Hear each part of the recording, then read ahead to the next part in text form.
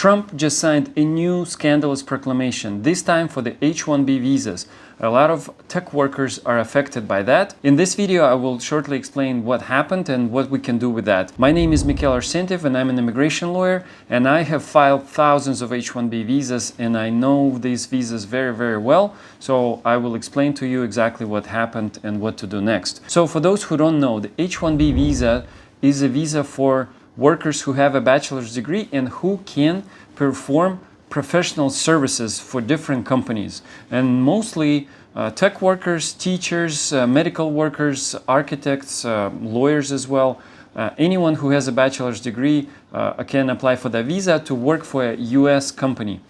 82,000 people get that visa every year. Before, all the employers needed to do is to just pay the filing fee, which was about $2,700 for 3 years, and have international workers work in the US for them with the wage assigned by the Department of Labor. And now Trump totally redesigned that visa. The employers are now obligated to pay $1,000 fee for each worker. It's a lot of money. And the overwhelming majority of the H1B visa petitioners will not be able to pay that fee. The H1B visa is a very old law from about early 90s. The magnitude of that visa is very, very high because the tech companies get to have 82,000 new people every year. And every year there are about 250,000 applications. Always, as far as I could remember myself, there were so many bills in Congress trying to enlarge the cap. In other words, getting more people to use that visa because these are generally high-paying jobs for decent companies that create more jobs. But instead, the Trump administration basically completely closed that visa opportunity for US employers, and they will no longer able to use that. And the history of it, you know why that was done? Because many employers actually abused that program. So they used the H1B visa in order to replace American workers. And I was a part of it. I knew exactly how it was and I saw it happen. To an American worker, employers needed to pay about $120,000 a year. So they could bring a worker from India instead and pay him $65,000 a year. On a large scope, when you have thousands of employees, it really makes sense to do that.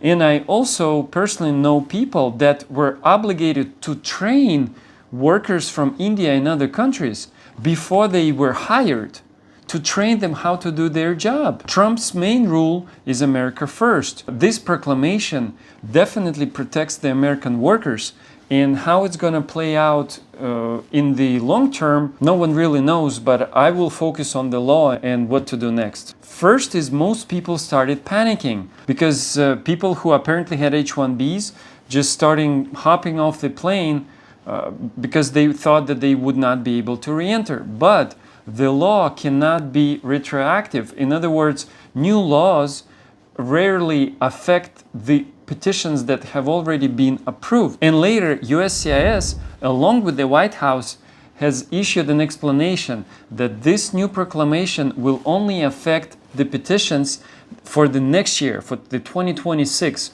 All the petitions that have been filed and approved already are not going to be affected by that proclamation at all. That means that all our clients that have the H1B visa now, H1B holders, are not affected by that proclamation at all. They don't have to worry about anything.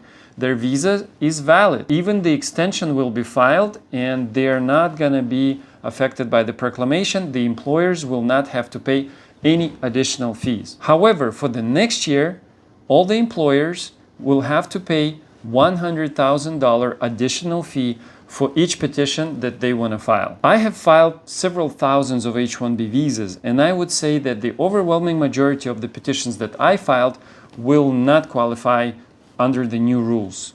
I would say I filed maybe only 10 or 20 top-notch executives who were paid more than $200,000 a year, so perhaps the employers can pay that amount of money to them, but not to the overwhelming majority of the visa petitions. As I said, mostly they were used for junior software developers and IT workers like computer programmers and QA testers, systems analysts, systems architects, people like that. What to do with the students who are about to graduate from US law schools? Basically, an H1B is no longer an option for them. Same with those who wait for a humanitarian parole or have TPS or other options.